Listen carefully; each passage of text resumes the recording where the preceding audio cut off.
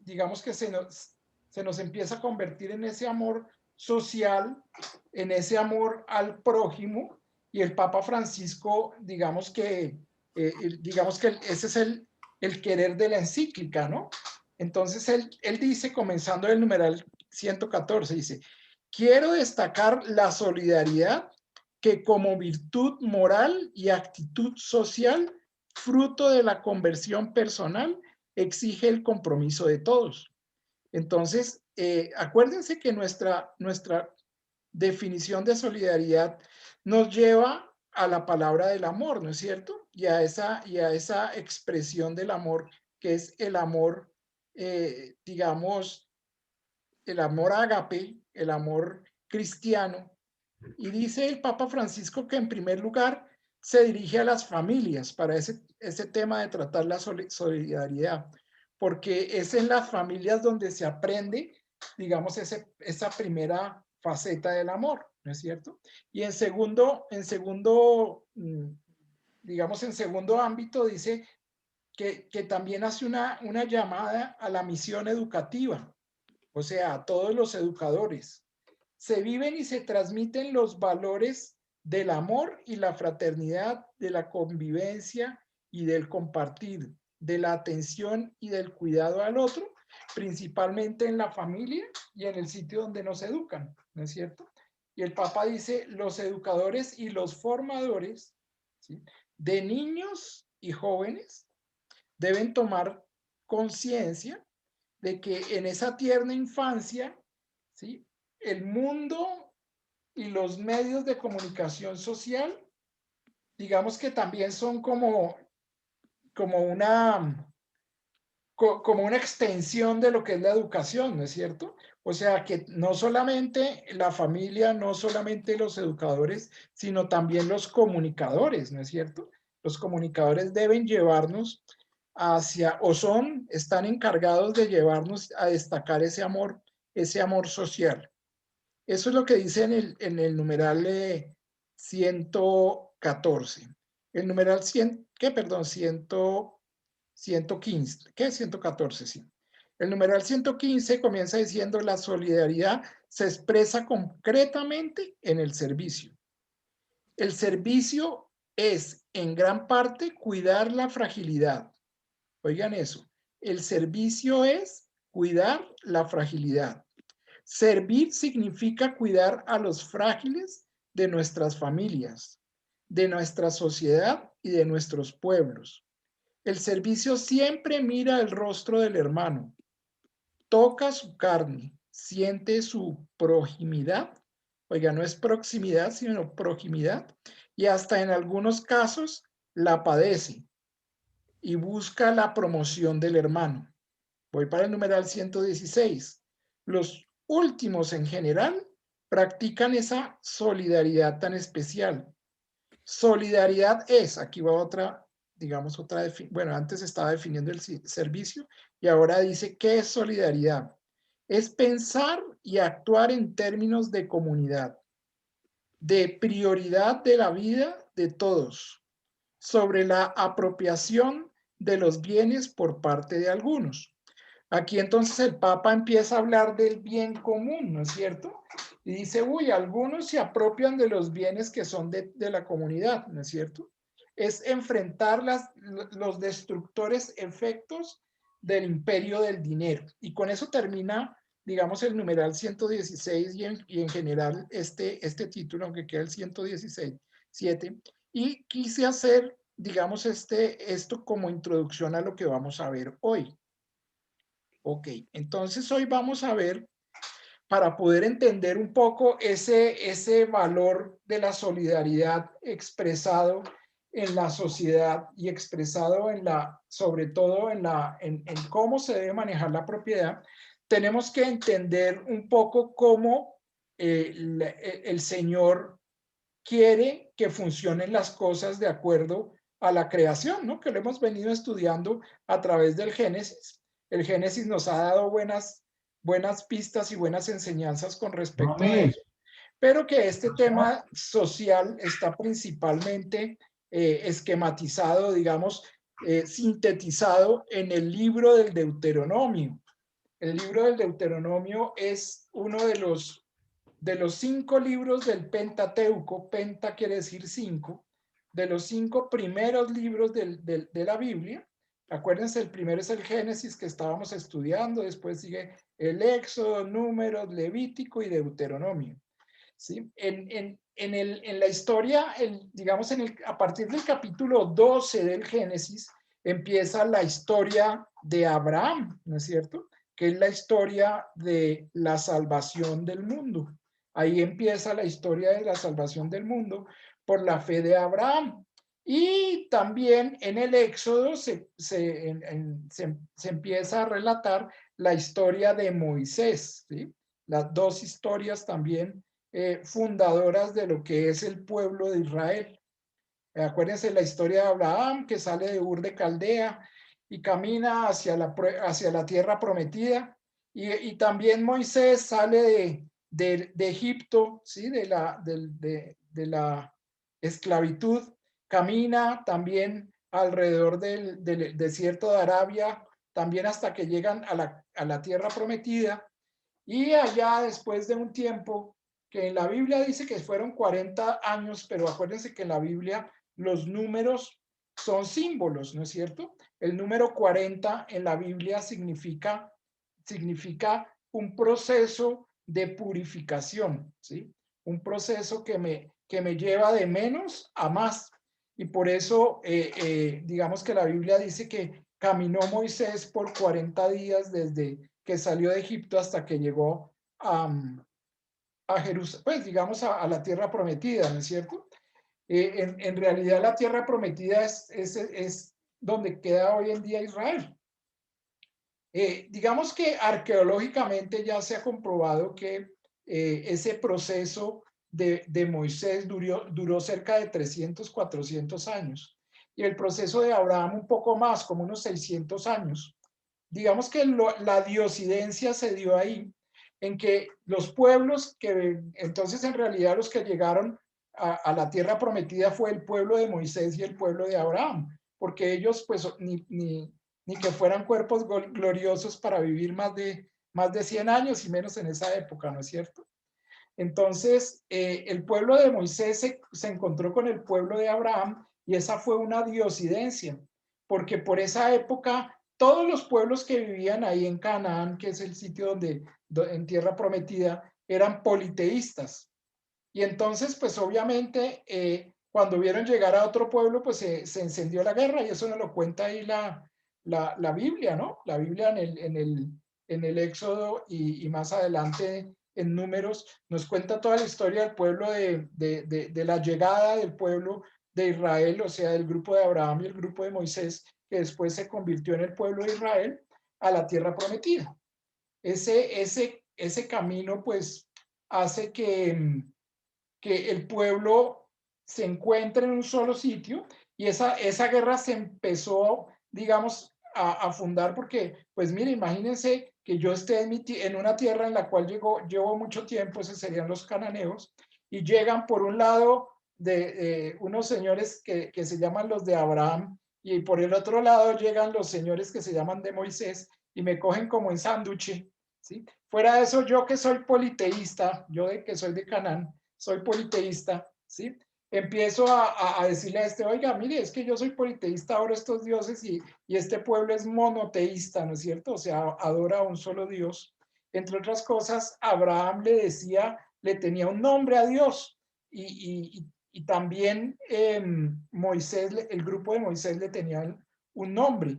El grupo de Moisés le tenía un nombre, ¿sí? Que nosotros estamos acostumbrados a leer ahí en la Biblia, que es Yahvé, ¿sí? Yahvé es el grupo, la forma como Dios le decía, como el grupo de Moisés le decía a Dios. Y el grupo de Abraham, que llegó, digamos, por la parte norte, el grupo de Moisés llega por la parte sur y el grupo de Abraham llega por la parte norte. Eso es lo que se presume según los estudios. Le tenía también un nombre a Dios y le decía él, ¿sí? Ellos decían que era tan supremamente santo decir el nombre de Dios, que no le tenían nombre, entonces le decían él, y por eso en muchos de los nombres hebreos comienzan o terminan con él. Por ejemplo, Israel, que es el nombre del pueblo de Dios, que es la unión del grupo de Abraham con el grupo de Moisés, ¿sí? Significa pueblo de Dios. Isra, pueblo, el pueblo de Dios. Por eso hoy comencé la sesión con una canción, o sea, con el Ave María en hebreo, para que un poquitico nos ambientáramos a donde íbamos a estar. Ok, entonces aquí tenemos que hablar del pueblo de Israel, que es el pueblo escogido, que como yo ya les conté, se formó por la unión, por el mestizaje, ¿sí? Del grupo de Abraham con el grupo de Moisés. Y la diosidencia en qué consistió, en que los dos grupos eran monoteístas. Y entonces en vez de agarrarse a pelear contra los cananeos, llegaron los dos allá y el grupo de Abraham le dijo, ah, ¿usted cree en un solo Dios? Ah, sí, ¿cómo se llama? No, mi Dios se llama Yahvé. Y el otro le dice, ay, ¿usted cree en un solo Dios? Sí, ¿cómo se llama? Mi Dios se llama Él. ¿Sí? Entonces dijeron, ah, ese es el mismo Dios. Y entonces se conformaron como un solo pueblo. Es la única, digamos, historia en la sociología, la única historia en la sociología, sobre todo de esa parte, bueno, de toda la parte oriental, donde dos pueblos se juntaban por la fe por la fe monoteísta, ¿no es cierto? Y eso, digamos que es una coincidencia, ¿no? Una diosidencia lo llamo yo, y es el querer de Dios para juntar ese pueblo. Ok, toda esta introducción es un poco para contarles de dónde viene, qué contiene el libro del Deuteronomio. Vamos a tratar de estudiarlo muy por encima, pero yo quiero que ustedes se lleven una buena idea del tema, ¿ok? Entonces, yo traje aquí algunos slides, estos, ¿sí? Donde les voy a explicar un poco en qué consiste el Deuteronomio. Entonces, el Deuteronomio es la base teológica de todos los libros del Antiguo Testamento, especialmente del Pentateuco, de los 5 primeros. ¿Qué quiere decir la base teológica? Que el Deuteronomio es como el resumen de toda la teología que hay desde el Génesis, ¿sí? Hasta el Levítico. ¿Y qué se relata en el Génesis y el Levítico? Todo lo que yo les conté ahorita. ¿Sí? En resumen, pues les conté un resumen muy grande. Entonces, es la base teológica de los libros del Antiguo Testamento. Y miren también, es la influencia más grande en el Nuevo Testamento. Es decir, todos se escribieron teniendo como base el Deuteronomio. Increíble, o sea, el Deuteronomio es el 5.º libro de la Biblia. Y todos los libros, incluyendo los de los profetas y los salmos, hasta llegar al Nuevo Testamento, hasta terminar en el Apocalipsis, están influenciados por el Deuteronomio. O sea que es un libro central en la Biblia. El libro del Deuteronomio, digamos que se aparece a lo largo de toda la Sagrada Escritura. Ok, entonces, ¿eso para qué? O sea, digamos, lo que quiere decir ahí es que si yo estudio el Deuteronomio, yo no sé cuántos de ustedes se lo han leído, pero los invito a que lean el Deuteronomio con este sentido. Y lo que, digamos que una de las principales cosas que nos llevan a estudiar el Deuteronomio es que Jesucristo, ¿sí?, era un deuteronomista furibundo. O sea, él cada 4 o 5 enseñanzas las tomaba basadas en el Deuteronomio. Era increíble. Yo creo que él conocía el Deuteronomio como la palma de su mano. Entonces, acuérdense, en el Deuteronomio está la revelación de los padres y Moisés, o sea, de Abraham y Moisés, ¿no es cierto? Y digamos, esa revelación es llevada hacia todos los libros históricos, o sea, el libro de Primera y Segunda de Reyes, y luego todos los que siguen de para allá, los libros proféticos, o sea, los de los profetas, ¿no es cierto? Isaías y sus secuaces, ¿sí? Los libros sapienciales, que son, digamos, el libro del Cantar de los Cantares, el Eclesiástico, ¿sí? Y los salmos también. hasta el Nuevo Testamento. Ok. Si tienen alguna pregunta, abren el micrófono y la respondemos, ¿vale? Ok, vamos entonces a avanzar otro poquito en qué es el Deuteronomio. ¿Qué significa deutero? Deutero significa última, ¿sí? Y nomos, ¿sí? Significa ley. O sea, deuteronomio significa la última ley o la síntesis de la ley. O digamos podríamos decir el resumen de la ley de todo el pueblo judío, ¿no es cierto? Y los judíos lo ven como el libro de la ley divina. El Deuteronomio sería hoy para nosotros, ¿sí? Como hagan de cuenta, como ese es como la síntesis de la formación del pueblo. En el Deuteronomio es como la constitución política de Israel, ¿sí? En Israel hay una especie de parlamento que se llama el Knesset, ¿sí? El parlamento o asamblea es unicameral y ese es, digamos, lo que hoy en día es la cámara de los judíos. Hoy en día funciona también en Israel. Y ese parlamento aplica todavía normas del Deuteronomio, es increíble. El Deuteronomio presenta esta reforma, la propone. El Deuteronomio utiliza los grandes temas de la teología judía, ¿sí? Para motivar al pueblo a ser fiel al mandamiento fundamental y por tanto a instaurar el orden social querido por Dios. Y por eso es que lo estamos estudiando, porque aquí, digamos, está resumido y está bien explicado cuál es el orden social querido por Dios. Y una de las cosas que nos enseña el Papa en la encíclica es eso, ¿no es cierto? ¿Cuál es el orden social enfocado a la fraternidad querido por Dios, ¿no es cierto? Entonces vamos a estudiar un poco rápidamente qué nos dice el Deuteronomio con respecto a eso. Para los que quieren leer el Deuteronomio es importante que tengan en cuenta la estructura, ¿sí? O sea, en la Biblia los libros todos tienen una estructura, es la forma como está hecha la casa, ¿sí? Entonces uno cuando hace una casa dice, voy a ponerle 2 cuartos, voy a ponerle un baño, ¿sí? La cocina y una sala para poder compartir. Pues más o menos en los libros de la Biblia todos están organizados, digamos, con una estructura lógica. Entonces, el Deuteronomio del capítulo 1 al 4 es el prólogo. El prólogo, pues, es lo que nos explica de qué se va a tratar el libro, ¿no es cierto? Entonces, cuando ustedes, los que quieran, cuando se sienten a leer el Deuteronomio, pues, del capítulo 1 al 4 les hacen un resumen de todo lo que va a pasar. Es el tráiler de la película, diría yo así, ¿no es cierto? A partir del libro del capítulo número 5, empieza el cuerpo del libro, ¿sí? Empieza con el mandamiento fundamental del Deuteronomio. ¿Cuáles creen ustedes que es el mandamiento fundamental? El mandamiento fundamental para el judío es igualitico que el de nosotros. Shema Israel, dice, ¿no es cierto? Es el Shema, ¿sí? Es el yo seré tu Dios y ustedes serán mi pueblo. Es lo que dice en la alianza sinaítica, en el Sinaí, el grupo de Moisés cuando se encuentra con Dios.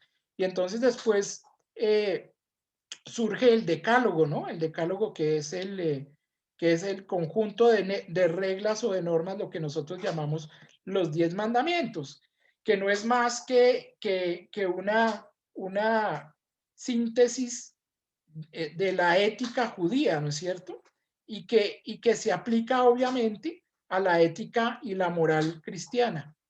Por eso nosotros leemos y entendemos el decálogo, ¿no es cierto? Pero Jesucristo resumió todo el decálogo, ¿sí? En una palabra, ¿sí? El decálogo, o sea, no matar, no fornicar, no robarle la esposa al otro, ¿sí? Santificar las fiestas, todo eso lo resume en una palabra que es el amor, en el mandamiento del amor, ¿sí? Si yo amo, no le quito la esposa a mi vecino.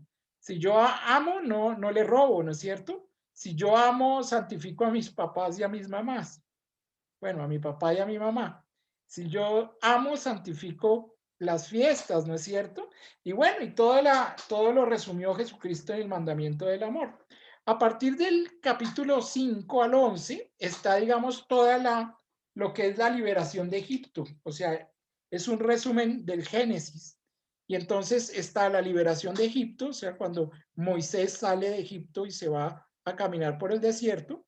Y el pueblo lo vive, digamos, como en, como en cuatro, o lo resume como en cuatro formas de pensar.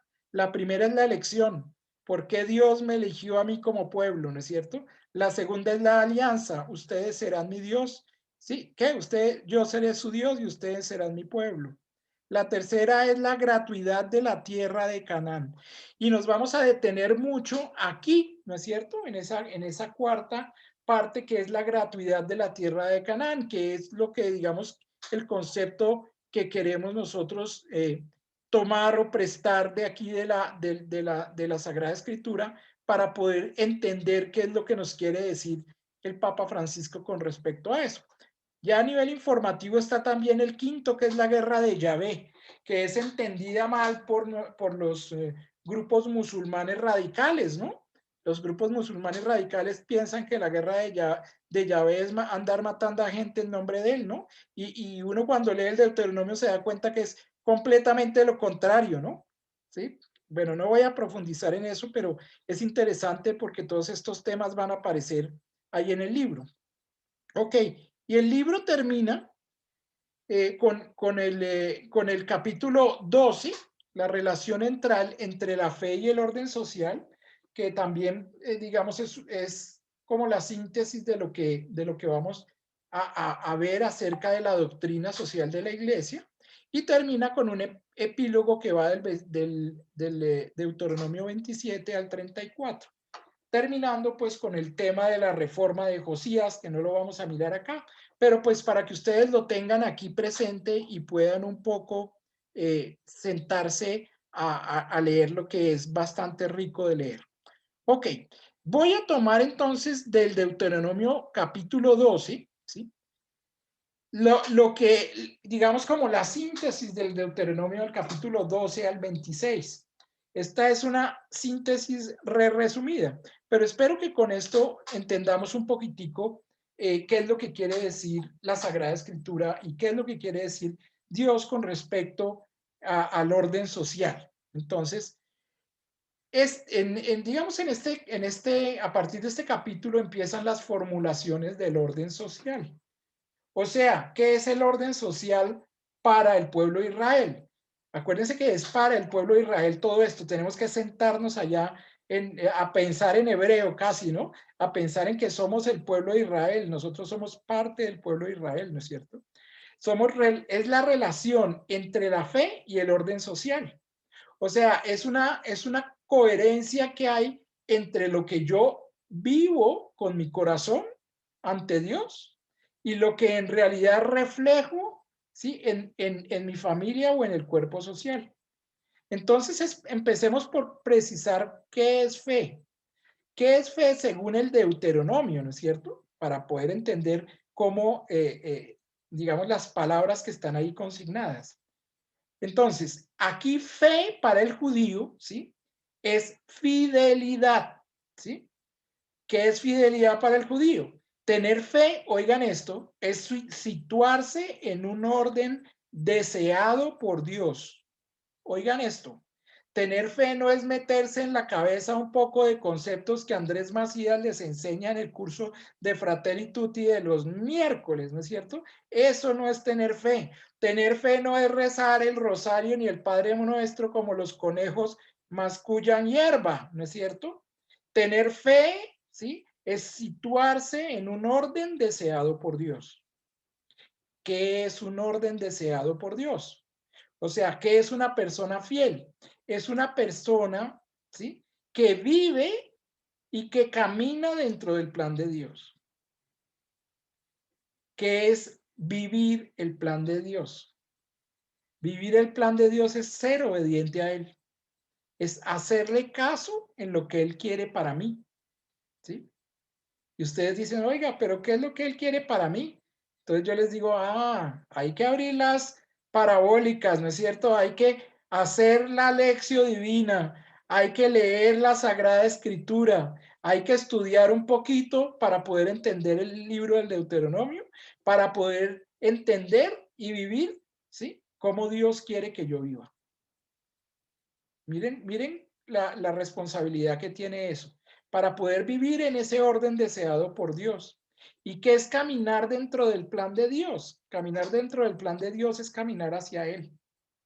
Él no nos pone a caminar hacia otro lado. El objetivo nuestro es Él. El objetivo nuestro es una persona y esa persona es Jesucristo, ¿no es cierto? Entonces, tener fe no es ir a misa todos los días, aunque eso es bueno, no es rezar el rosario todos los días, aunque eso es bueno, ¿no es cierto? Sentarse a hacer obras de caridad y regalar eh, mercados en todas las esquinas de la ciudad, ¿sí? Eso está bien y es querido por Dios, pero tener fe es vivir, ojo, vivir y caminar hacia Él. Entonces, uno es fiel cuando actúa en todo de acuerdo al plan de Dios. Lástima que no tenemos todo el tiempo para leer estos lecturas que yo les pongo acá. Yo les voy a dejar la presentación en el chat para que ustedes tengan el tiempo de los que no se van a leer todo el Deuteronomio porque dicen, uy, no, qué jartera leerme todo eso, o no se sientan, digamos, todavía preparados para eso. Yo sé que mis alumnos del curso de Biblia se lo van a poder leer todo y lo van a entender, pero los que no, digamos, les puse unas citas importantes del Deuteronomio para que entendamos qué es fe y qué es fidelidad y cómo esa fe y esa fidelidad es camino a Dios. ¿No es cierto? Yo por ahora les voy a leer, yo tengo aquí en mi Biblia, les voy a leer el capítulo, un pedacito del capítulo 15 para que ustedes, digamos, entiendan o, digamos, saboreen algunas de las cosas que nos dice el Señor. Voy a leerles del capítulo 15 el versículo 4 y 5. ¿Listo? Para los que tienen la Biblia ahí, si quieren, por favor, capítulo 15 del Deuteronomio, versículos 4 y 5. Dice así, es verdad que no habrá pobres entre los tuyos, porque te bendecirá el Señor, tu Dios, en la tierra que el Señor, perdón, porque te bendecirá el Señor tu Dios en la tierra que el Señor tu Dios va a darte para que la poseas en herencia, a condición de que obedezcas al Señor, tu Dios, poniendo por obra este precepto íntegro que yo te mando hoy. Entonces, miren lo bonito de esos dos versículos, ¿sí? Nos dice no va a haber pobres entre ustedes, ¿sí? Y el Señor te bendecirá. ¿Cómo no? Me bendecirá con la tierra. O sea, la tierra es bendición de Dios, ¿no es cierto? Y te la va a dar para que la poseas por herencia, dice, ¿no es cierto? Al final del versículo. Oiga, pero nos pone una condición, ¿no? A condición de que obedezcas al Señor. O sea, a condición de ser fiel. Tu Dios poniendo por obra este precepto íntegro que yo te mando hoy. Y es un mandato de Dios, ¿no es cierto? Entonces, eso es como un resumen grande de lo que ustedes podrían leer en estas citas. Ok, adelantemos entonces. Entonces, la fe, según el Deuteronomio, no es la mera aceptación intelectual de las verdades reveladas, sino que la fe es la vida misma, vivida según Dios. Y ahí, caramba, ahí sí hay una pregunta bien profunda para nosotros, ¿no es cierto? Mi vida, y es la pregunta que nos debemos hacer, ¿mi vida es vida de fe? Y si nos contestamos sí, esa vida de fe está siendo vivida según Dios? Y si nos contestamos sí, ¿cómo sabemos que estamos viviendo nuestra vida según Dios? Es la gran pregunta, ¿no es cierto? Lo mismo que en el Nuevo Testamento, fe es vida en el amor, ¿no es cierto? Y ahí sí que se nos aclara el panorama. O sea, yo estoy viviendo en el amor, o sea, estoy viviendo todas las manifestaciones del amor que ya estudiamos. O sea, si soy casado, la manifestación del amor de pareja, si soy amigo, la manifestación de la amistad, si tengo hijos, la manifestación del amor del padre a los hijos. Si soy hijo, estoy amando a mis padres, ¿no es cierto? Si soy sociedad y familia, ¿sí? Estoy teniendo fraternidad y caridad con mi familia, ¿no es cierto? O sea, estoy teniendo ese amor con los que me rodean. En el Deuteronomio, la fe es la vivencia de un orden de cosas querido por Dios. Por eso el orden social y político, y esto deberían tatuárselo los políticos en clase de politología en la universidad. Por eso el orden social y político debe ser la vivencia de la fe. O sea, en el orden social y en la política, ¿sí? Debe vivirse la fe, porque de lo contrario se viven son ideas, ¿no? La idea liberal, la idea marxista, la idea capitalista, la idea cualquiera de todas las que aparecen, no es decir, que los de centro, que los de centro derecha, que los de centro izquierda, pero no, el orden social y político, ¿sí? Debe ser vivencia de la fe, ¿sí? ¿De qué fe? Pues de la vida misma, ¿no es cierto? La fe es una actitud, ¿sí? Y es un acontecer. La fe no es algo que yo me llevo ahí debajo del brazo o me lo llevo entre las páginas de la Biblia, ¿sí? O que lo llevo solamente a misa todos los días cuando voy, o la fe no es entrar y regalar y regalar y regalar cosas, ¿no? Sino que la fe es una actitud continua, ¿no es cierto? Es una forma de vivir continua y es un acontecer siempre. Eso sí que lo saben bien nuestros hermanos los judíos por eso esos judíos ortodoxos son como tan ortodoxos, ¿no? Ellos tratan de vivir en actitud y en acontecer todo el tiempo su fe. Algunos pues tienen una fe guiada por Dios, ¿sí? Y algunos otros tienen una fe fideísta, ¿sí? Y eso también nos pasa a nosotros. Entonces tenemos que preguntarnos también si nuestra fe es una actitud que acontece siempre y todos los días. Ok, ese es, digamos, esa dimensión. Entonces vamos, digamos, como a resumir un poquitico lo que dice, lo que hemos hablado y lo que dice el Deuteronomio. Andresito, que es fideísta. Fideísta es tomar la fe en un sentido, digámoslo, de repetición, en un sentido de negocio, ¿sí? En un sentido de yo hago y tú me das, ¿sí? Tú me das y yo hago, ¿no es cierto? Una fe fideísta es una fe, digamos, en la que termino creyendo en los medios, ¿sí? Y no termino creyendo en Jesucristo. Entonces, por darte un ejemplo, una fe fideísta o ejemplo de una fe fideísta puede ser yo he visto, por ejemplo, en el 20 de julio, ¿sí? Que hay una fe fideísta. La gente va allá, ¿sí? Como para hacer un negocio, ¿sí? No todos, ¿no? No todos, pero muchas personas van al 20 de julio y se echan la caminada o la ida hasta allá, ¿sí? O cuando se podía ir antes de la pandemia, porque ya no se puede ir, a establecer un negocio con el Señor. Señor, yo le rezo a la novena de Santa María, cualquier cosa, ¿no? Cualquiera de las novenas que hay. Pero tú, entonces, a cambio de eso, entonces me vas a dar platica, ¿no es cierto? Y tú a cambio de eso, entonces me vas a mantener cuidados a mis hijos, ¿sí? Y tú a cambio de eso, entonces me vas a dar amigos, ¿sí? Y al final termino haciendo un negocio ¿sí? Con el Señor. Cuando la oración al Señor debería ser otra cosa diferentísima, ¿sí?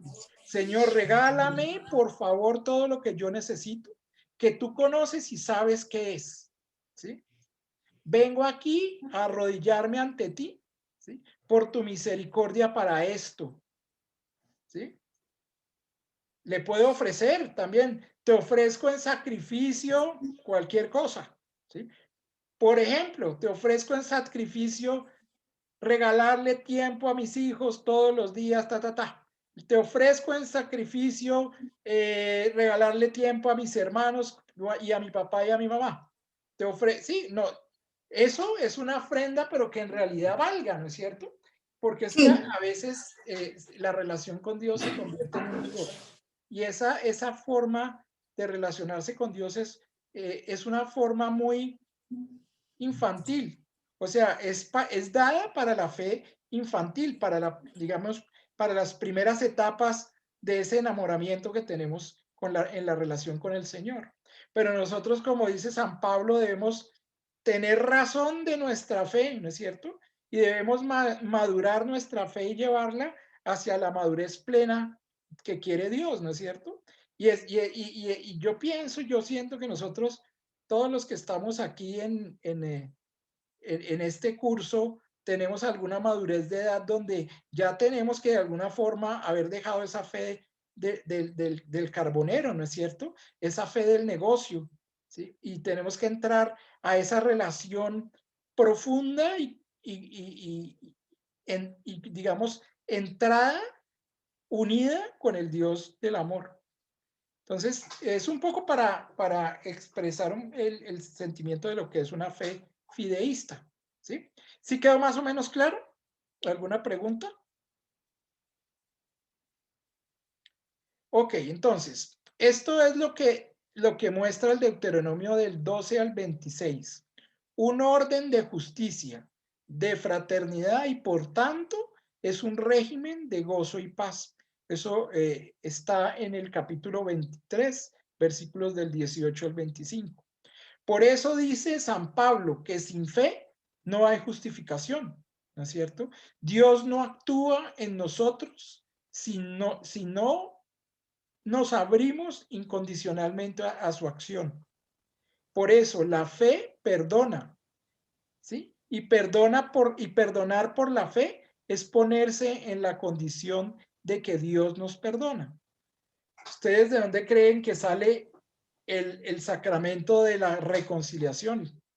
La confesión, lo primero que hay en la confesión es fe, ¿no es cierto? Y por eso perdonar, ¿sí? Es ponerse en la condición de que Dios nos perdona. Que Dios le perdone a uno significa que Dios invade nuestro ser. Y como consecuencia de esa invasión, nos transformamos, es decir, nos enderezamos. Ese es, digamos, como un resumen grandísimo del Deuteronomio. Los invito entonces un poco digamos, a leerlo, a por lo menos leerse estas citas que yo les propongo aquí. Entonces, con esto ya podemos avanzar un poquitico más en nuestro estudio de Fratelli Tutti. Entonces, vamos a entrar al capítulo, a la numeral número 118, que se intitula reproponer, oigan esto, la función social de la propiedad. Entonces aquí vamos a hablar un poco de qué es la propiedad privada, de cómo la propiedad privada es querida por Dios y cómo debe ser el compartir de esa propiedad privada, que es lo que plantea un poco el Papa de aquí para adelante. Entonces dice, como comunidad estamos conminados a garantizar que cada persona viva con dignidad y tenga oportunidades adecuadas a su desarrollo integral. Eso lo veníamos hablando desde antes, ¿no? Dar todo lo que es amar al otro, ¿no es cierto? Dar todo lo que yo tengo y todo lo que yo soy para que el otro se realice con dignidad, ¿no es cierto? Y que tenga oportunidades adecuadas a su desarrollo integral. Miren, yo no sé si ustedes se han dado cuenta que en este país hay muchas personas a las que les sobra cabeza, pero les faltan libros, ¿sí? Y eso es, digamos, garantizar que cada persona viva con dignidad, que de alguna manera le sobra cabeza, pero sí que si le faltan libros, podérselos entregar para que pueda ejercer el don que Dios le dio y pueda de alguna manera proponer soluciones para eso. Gracias, madrecita. Qué pena que estaba aquí despidiéndome. Ok, en los primeros siglos de la fe cristiana, digamos, lo que uno lee, por ejemplo, en los Hechos de los Apóstoles, que relatan bellamente, donde decían que los bienes eran comunes a todos, ¿no es cierto? Y que era común, y lo que subraya el Papa acá es que los bienes eran comunes digamos, inicialmente, y lo que dice el Deuteronomio también, ¿no es cierto? Si alguien no tiene lo suficiente, dice aquí el Papa, en el numeral 119, para vivir con dignidad, se debe a que otro se lo está quedando. Ay, perdón, lo leí mal. Esto, o sea, cuando no se comparten los bienes, esto lleva a pensar que si alguien no tiene lo suficiente para vivir con dignidad, se debe a que otro se lo está quedando, dice el Papa. San Juan Crisóstomo, y eso lo podemos leer también en el Catecismo de la Iglesia. Yo los invito o ahorita les pongo esto que cita el Papa acá, que está también en el Catecismo de la Iglesia, y lo leímos también al principio de nuestro curso. Dice: no compartir con los pobres los propios bienes es robarles y quitarles la vida. No son nuestros los bienes que tenemos, sino suyos. Aquí les voy les voy a leer la cita del catecismo. Entonces, si quieren, en el numeral 2446 del catecismo de nuestra Iglesia Católica, que lo pueden encontrar en la página del Vaticano, dice lo siguiente: San Juan Crisóstomo lo recuerda vigorosamente. No hacer participar a los pobres de los propios bienes es robarles y quitarles la vida. Lo que poseemos no son bienes nuestros, sino los suyos. Y dice el catecismo: es preciso satisfacer ante todo las exigencias de la justicia, de modo que no se ofrezca como ayuda de caridad lo que ya se debe a título de justicia. Cuando damos a los pobres las cosas indispensables, no les hacemos liberalidades personales, sino que les devolvemos lo que es suyo. Más que realizar un acto de caridad, lo que hacemos es cumplir un deber. Bueno, y ahí para adelante ustedes pueden leer el catecismo, que es una belleza y riquísimo en cuanto a lo que es la caridad a los pobres, ¿no es cierto? San Juan Pablo II, y aquí estoy leyendo el numeral número 120 de la encíclica, dice el Papa que San Juan Pablo II dice: Dios ha dado la tierra a todo el género humano para que ella sustente a todos sus habitantes, sin excluir a nadie, ni privilegiar a ninguno. La tradición cristiana nunca reconoció como absoluto o intocable el derecho a la propiedad privada, y subrayó: la función social de cualquier forma de propiedad privada, voy para ahí en la mitad del numeral, el principio del uso común de los bienes creados para todos es el primer principio de todo el ordenamiento ético social. Es un derecho natural, originario y prioritario. Todos los demás derechos sobre los bienes necesarios para la realización integral de las personas, incluidos el de la propiedad privada y cualquier otro, no deben estorbar, antes, al contrario, facilitar su realización. Como afirmaba San Pablo VI, ¿no es cierto? El derecho a la propiedad privada solo puede ser considerado como un derecho natural secundario y derivado del principio del destino universal de los bienes creados. Y esto tiene consecuencias muy concretas que deben reflejarse en el funcionamiento de la sociedad. Pero sucede con frecuencia que los derechos secundarios se sobreponen a los prioritarios y originarios, dejándolos sin relevancia práctica. Ok, vamos a entender un poquitico todo esto que dice acá, porque la gente que lee desprevenidamente esto y que, digamos, y que no mira que esto viene primero del Deuteronomio, ¿no es cierto? Donde habla de la propiedad privada y dice, ¿se acuerdan el pedacito que yo les leí que Dios nos regalaba la tierra, ¿sí? Y que la tierra nos la regalaba para compartirla. O sea que si nosotros somos dueños de un pedazo de tierra, de alguna manera somos administradores y responsables, ¿sí? Ante Dios desde el punto de vista moral, en que esa tierra sea productiva, ¿sí? Y le dé de comer tanto a mí como a los demás, ¿no es cierto? Si yo soy un latifundista y encierro hectáreas de tierra con una cerca, ¿sí? Y esa latifundio de alguna manera es causa del hambre de la gente que lo rodea, pues eso no es moral y eso no es querido por Dios. De alguna manera, pues lo que Dios quiere no es que yo coja y le escriture el latifundio a cada una de las personas. Bueno, si Dios lo llama a eso y hacerlo, pues está bien. Pero lo que Dios llama es a que sea un administrador eficiente de eso que le regaló, de esa tierra que en realidad es un bien secundario, ¿sí? Porque el bien primario es que la tierra debe darle de comer a todos. ¿Sí se entiende? ¿Sí se entiende ese sentido? Y ese es el querer de Dios sobre la propiedad privada. O sea, la Iglesia Católica no es una facción del comunismo, ¿sí? Donde quiere apropiarse de todas las tierras que hay para que sean usufructo del sistema o usufructo del gobierno, ¿no es cierto? Y eso no está bien, o sea, tampoco está bien que todo el gobierno, porque entonces se convertirían en un único latifundista, ¿no? Lo que quiere Dios es que los que tenemos, ¿sí? Compartamos con los demás.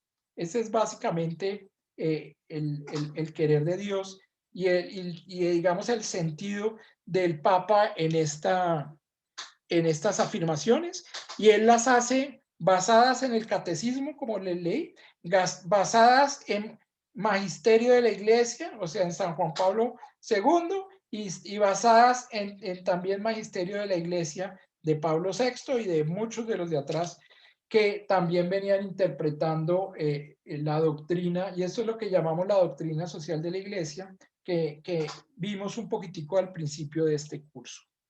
Ok, ¿alguna pregunta hasta ahí? ¿O alguna observación?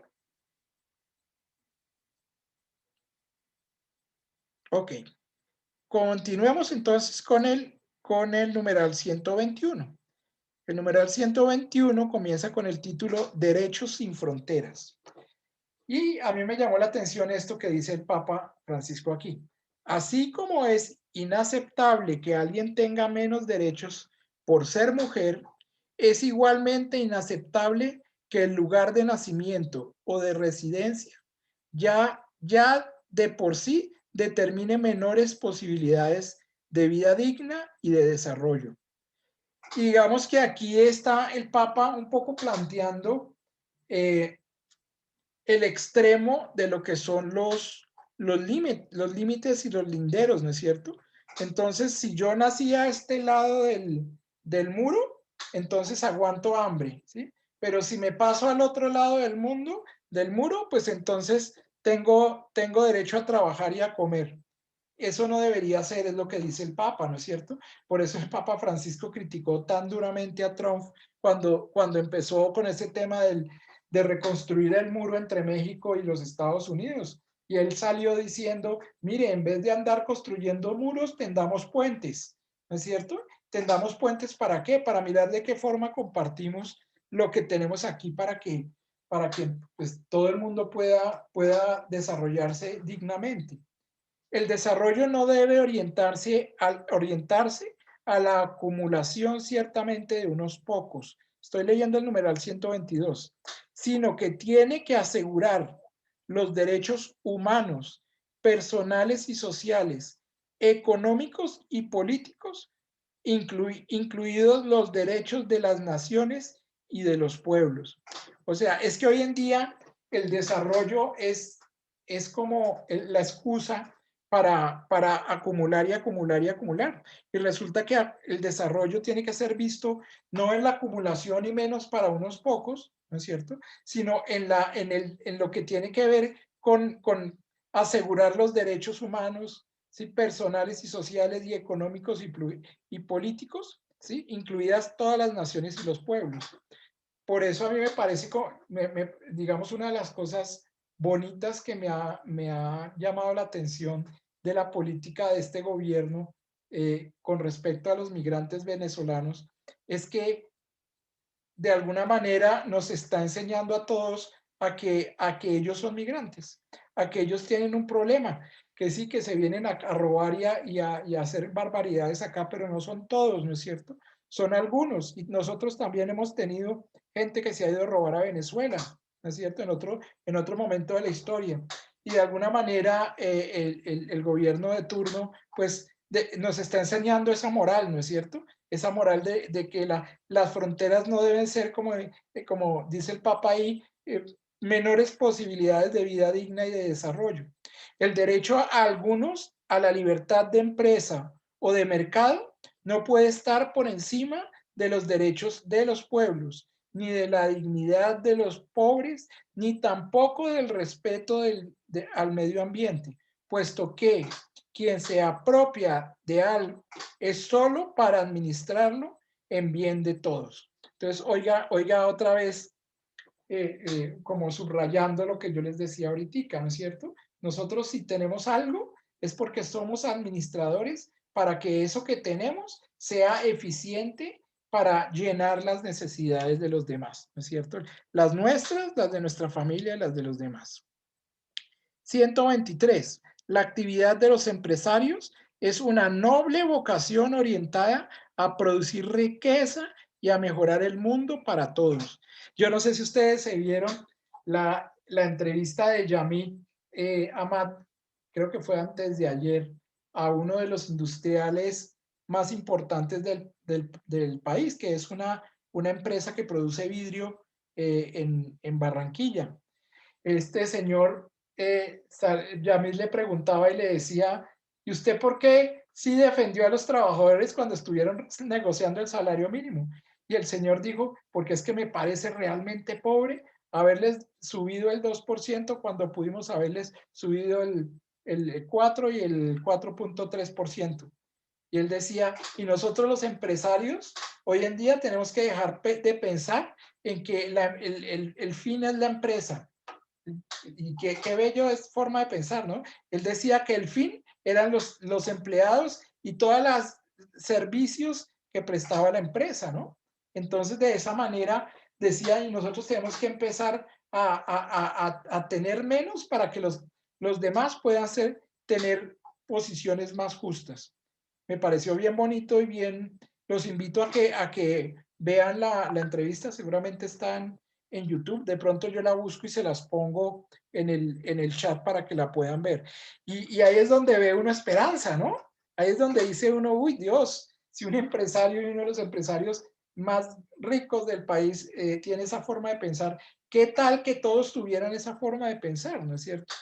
Ok, entonces las capacidades de los empresarios deben orientarse, dice aquí en el numeral, claramente el numeral 123, al final, claramente al desarrollo de las demás personas y a la superación de la miseria, especialmente a través de la creación de fuentes de trabajo diversificadas. Siempre, junto al derecho de la propiedad privada, está el más importante y anterior principio de la subordinación de toda propiedad privada al destino universal de los bienes de la tierra, lo que dice el Deuteronomio, y por tanto el derecho de todos a su uso. Entonces aquí cuestionémonos, ¿no es cierto? Cuestionémonos nosotros. Si yo tengo una casa, si yo tengo, miren, es que hasta si yo tengo un saco, una camisa guardada en el closet, ¿sí? Y esa camisa no la uso y no me la pongo, ¿sí? Pues de alguna manera, según San Juan Crisóstomo, esa camisa se la estoy robando yo a alguien que sí la necesita en la calle. Entonces, saquémosla del closet y entreguémosla, ¿no es cierto? Si de alguna manera yo tengo una tierra, ¿sí? Que no puedo, que por algún motivo no puedo ponerla a ser productiva, haciendo la tierra productiva, pues miremos y busquemos con ansias y con amor la forma de que sea productiva y le dé de comer a todo el mundo, no solamente a los de mi casa, sino o empezando por los de mi casa, pero siguiendo por los demás, ¿no es cierto? Y de esa manera estamos, digamos, respetando el destino universal de los bienes de la tierra, ¿sí? Estamos, digamos que esto es una moral de intenciones, ¿no es cierto? ¿Mi intención es acaparar y acaparar más tierra o mi intención es acaparar tierra para ponerla al servicio de los demás? ¿Sí? Entonces, la intención es lo que marca la diferencia, ¿no es cierto? El amor es lo que marca la diferencia, dice el Papa. Ok, yo creo que con esto terminamos aquí en el numeral 123, porque no alcanzamos a verlo todo, entonces continuamos la próxima clase en el 124. Entonces yo voy a abrir aquí los micrófonos, voy a quitar las cositas para que hablemos y dialoguemos un poquitico sobre lo que nos dice el Papa. Todas las opiniones sean bienvenidas. Aquí nada, no vamos digamos, a tildar a nadie de nada, pero pues simplemente lo pueden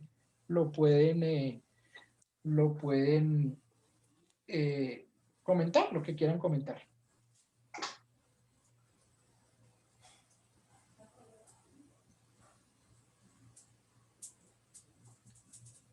Es muy claro, ¿no? Pero no hacemos lo que dice ahí. Muy bien, Alberto. Sí, sí, a veces no lo hacemos como sociedad, pero antes de preguntarnos si lo hacemos como sociedad, debemos preguntarnos, ¿lo estamos haciendo? ¿Sí? O sea, estoy compartiendo la camisa que tengo en el closet que no uso con el otro. ¿Sí? Es lo primero que me tengo que preguntar. Y de ahí para adelante todo, ¿no? ¿Para qué trabajo? ¿Estoy trabajando para mi vejez o para la vejez de todos? ¿Sí? Estoy trabajando tengo mi finca para ver los amaneceres o para que de alguna manera las personas de alrededor puedan usufructuar ese espacio que Dios nos dio, ¿sí? Como don primario, ¿no es cierto? Como el destino universal de los bienes está sobre toda, digamos, sobre toda propiedad. Eso es lo que nos tenemos que acordar nosotros los católicos, ¿sí? Siempre preguntarnos eso. ¿Hay algo que yo tengo que estoy guardando? ¿Hay algo que yo tengo que no estoy administrando bien? Porque de alguna manera, pues, moralmente deberíamos o administrarlo bien o regalárselo al que lo pueda administrar, ¿no es cierto? Y lo pueda administrar de una manera más eficiente de la que yo lo podría hacer. Mejor dicho, hay una responsabilidad en el tener tremenda, ¿no? ¿Sí? Tener no es solamente tener el dominio, sino tener es una responsabilidad de dar. Lo Ese es, mismo que digamos, lo de los talentos. ¿Perdón, Alberto? Lo mismo que la historia de los talentos. Exactamente. Los talentos no son para guardarlos ahí debajo del... Si yo toco guitarra, pues qué rico que todo el mundo me oiga, ¿no? Si yo me privo de tocar guitarra, pues estoy un talento y lo puedo hacer y alegrar a la gente por eso, pues. Y si canto bonito también, ¿no es cierto? Si soy un buen declamador, ¿sí? Si soy bueno para leer y no leo en misa, pues de alguna manera no estoy realizándome yo ni haciendo que los demás se realicen a través de mis dones, ¿no es cierto? Ese tipo de cosas son las que debemos pensar y uno a veces no piensa, ¿no? Miren que por esto que estudiamos hoy, que está escrito ahí en Fratelli Tutti, muchos lectores desprevenidos de la encíclica han tildado al Papa de comunista, ¿sí? Y otros lo tildan de masón, ¿sí? Porque son como los dos extremos. Pero él no se aleja ni esto de lo que es la doctrina social de la Iglesia, ni esto de lo que es lo que dice el catecismo, ¿sí? Y eso es lo que enseñó Dios y lo que quiere Cristo, ¿sí? Y pues seguramente hoy en día somos un poquitico más tolerantes, o la gente, digamos, el sistema es más tolerante ante eso, ¿no? Pero en la época de Jesucristo, a él lo mataron precisamente por eso. Increíble, ¿no? ¿Y quiénes lo mataron? Los judíos que sabían muy bien esto, que es lo que dice en el Deuteronomio, ¿no? O bueno, no todos, sino algunos de los judíos que están ahí. Bueno, yo creo que con esto podemos terminar nuestra clasecita de hoy. Espero que salgamos cuestionados, pero amados, y que Dios nos lance al amor a los demás con estas reflexiones que hacemos acá. Muchas gracias. En el nombre del Padre, del Hijo y del Espíritu Santo. Amén. Gracias, Andresito. Excelente. Gracias, Machelita. Alberto, mil gracias. Muchas gracias. Que tengan una feliz semana.